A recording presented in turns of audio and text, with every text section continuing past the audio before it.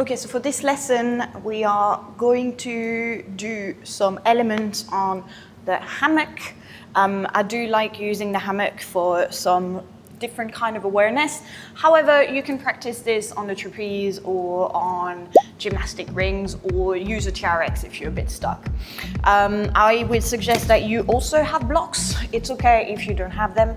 However, I do find that they help. So we are going to apply the 3 elements of a straight arm invert through seated positions today.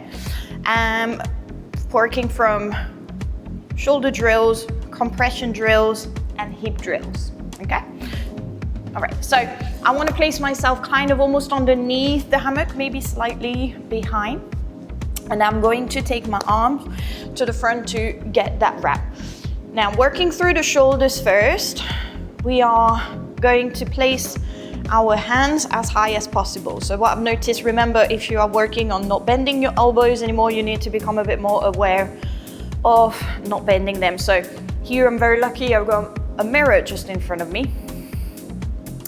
What you want to try and do is we're gonna do the pull down, the shrugs, trying to become aware of leaning back or pulling up. So keeping that neutral spine. You still want to engage your core. We're going to pull down the shoulder blades a little bit. We're going to do one exercise, pulling down the shoulder blades, pushing the hammock forward. So you can see how my shoulder blades are scooping forward. And then try and pull the hammock apart a little bit. So if you have a trapeze or rings, this might be a little bit more difficult, and then you release, yeah? So we're just gonna drill it like this, nice and slow, bringing that awareness of pulling down, pushing forward, and pulling apart slightly. Not like crazy, keeping the biceps facing back. And you can see what's happening in my shoulder here. I pull down, I push forward, and I pull apart. So you can start really feeling that spreading the wing. So this is like a really good one to start really engaging into the core. So as you push forward, you can already see my sternum and my rib cage kind of pulling down because we are functioning into engaging that serratus anterior, yeah, which is quite important. So down, serratus engagement, and pulling apart to get a little bit more lats, okay? Right. So this is your shoulder activation drill. Now, let's look a little bit at core compression. So the core compression now is thinking of closing the gap between your rib cage, which we already started with good shoulder girdle mobilization, yeah, and activation. And then thinking of closing that hip bone and that rib cage together. Now, obviously, we also need to close that pubic bone, and the hip flexor are still part of the exercise. However, we are going to do a special, just testing a little bit more, just the hip flexor here. So don't worry too much about the hips, because with the core, it's a lot more just thinking of closing that gap, yeah?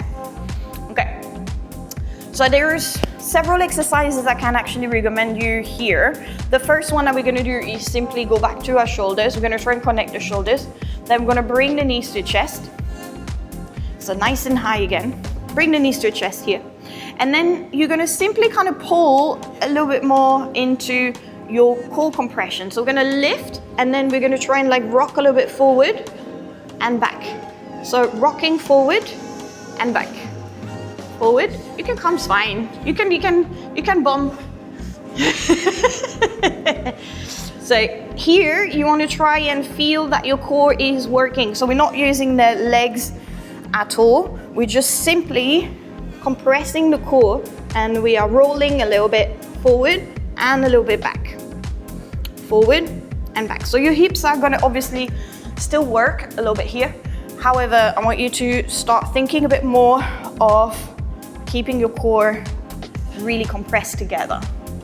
Yeah, so what this is gonna do? Well, this is gonna help with pulling into your compression a little bit more here.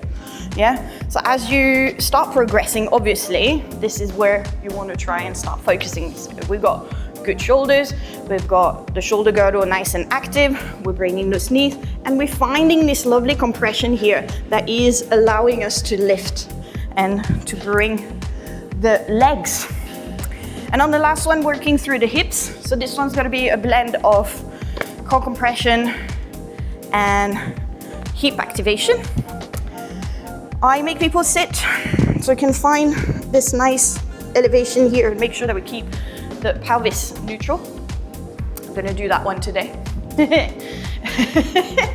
And we're gonna squeeze the block with the leg. Now we're working on the hip flexion, yeah?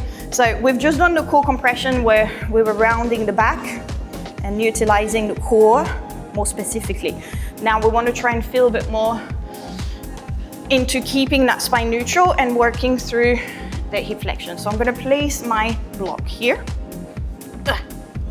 And we are going to wrap the same. You're going to work on the pull down, push forward. And then we're going to try and squeeze the block without leaning back. Yeah, we're not relying on the core here. We're going to try and push and squeeze through the hip. And then you're going to drop that foot and you're going to do the same with the leg. You're going to try and elevate that leg as much as you can. So repeating this drill until you feel your technique is going away. You can also do the drill where you're going to pulse both shoulders and the foot. So my shoulders are moving forward and the foot is lifting up. And I'm trying to not rely too much on my core here. Yeah, so when I squeeze, I'm becoming still aware of keeping my spine neutral.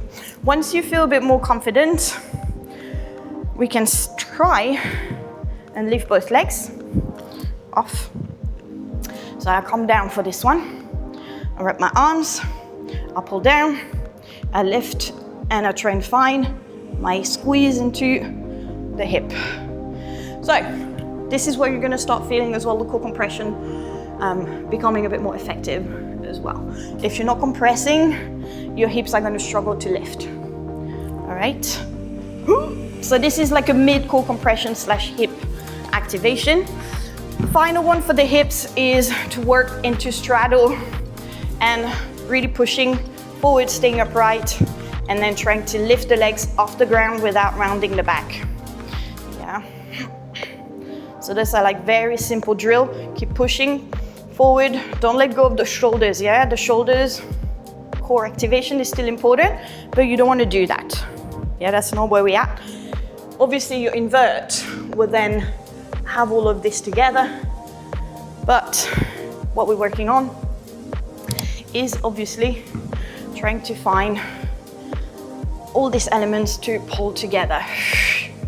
Yeah, so we lift, lift, lift, lift, and then eventually we'll try and pull and find our invert. Yeah. So obviously breaking it down through the straight parts is going to be where you're going to build the strength. So it's up to you after your assessment to know what in particular, what drills in particular you've got to focus on. But I do suggest that you explore all of them and you try and practice them separately, so then the pieces of the puzzle can click together when you try and do the straight arm invert.